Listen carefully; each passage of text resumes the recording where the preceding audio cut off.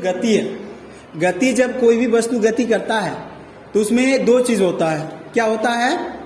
जो लंबाई जो तय करता है तो उसमें दो चीज होता है। कभी कभार हम लोग निश्चित दिशा में गति तय करते हैं और कभी कभार दिशा निश्चित नहीं होता है। तो जब हम लोग निश्चित दिशा में लंबाई तय करते हैं तो उसको हम लोग दूसरे नाम से जानते हैं, और जब अनिश्चित दिशा में करते हैं तो उसको दूसरे नाम से जानते हैं, है कि नहीं? तो कौन कौन सा नाम है? दूरी और विस्थापन। पढ़े थे कि नहीं? तो बोलो, इसमें से दूरी और विस्थापन को डिफाइन कौन कौन करोगे?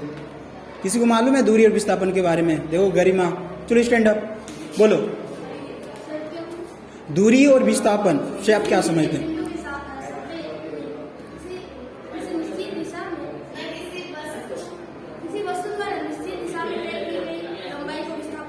हाँ, वेरी गुड, बैठ जाओ।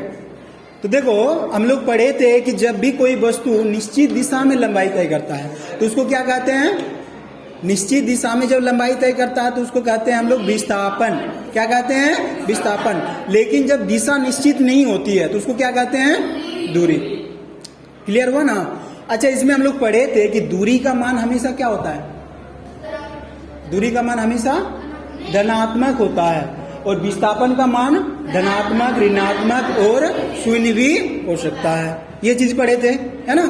फिर हम लोग क्या पढ़े थे कि जब कोई वस्तु इकाई समय में दूरी तय करता है तो उसको हम लोग अलग नाम से जानते हैं, और जब कोई वस्तु इकाई समय में विस्थापन तय करता है तो उसको अलग नाम से जानते हैं। वो नाम क्या क्या है बोलो तो? चाल और वेग। तो कोई डिफाइन करने बोलेगा कि चाल और वेग से आप क्या समझते हैं, तो कौन कौन डिफाइन करोगे? गरिमा और तुम लोग? अच्छा बोलो गरिमा, चलो।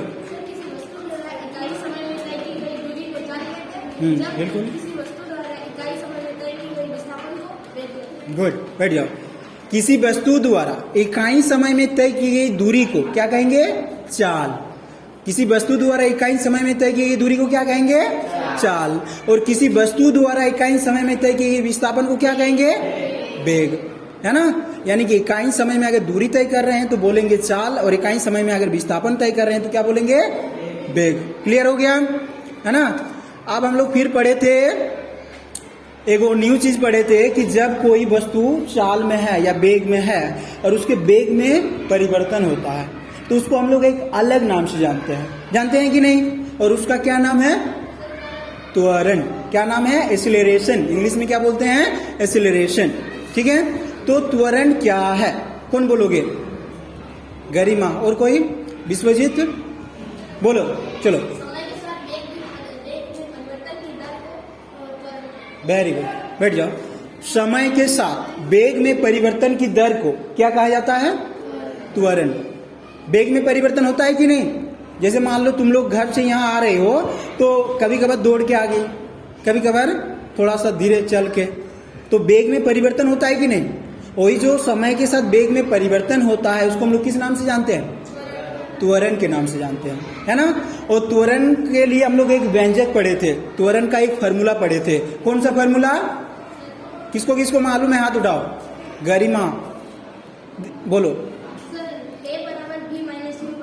वेरी गुड, बैठ जाओ।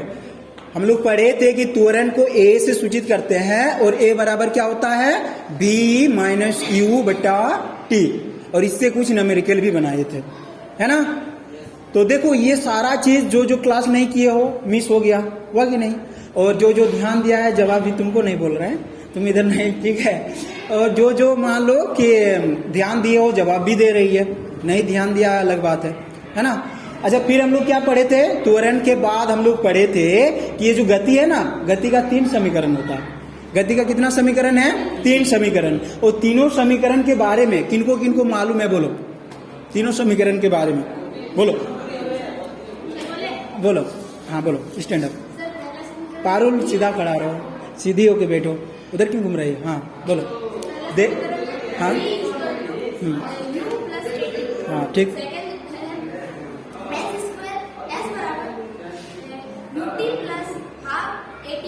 बिल्कुल,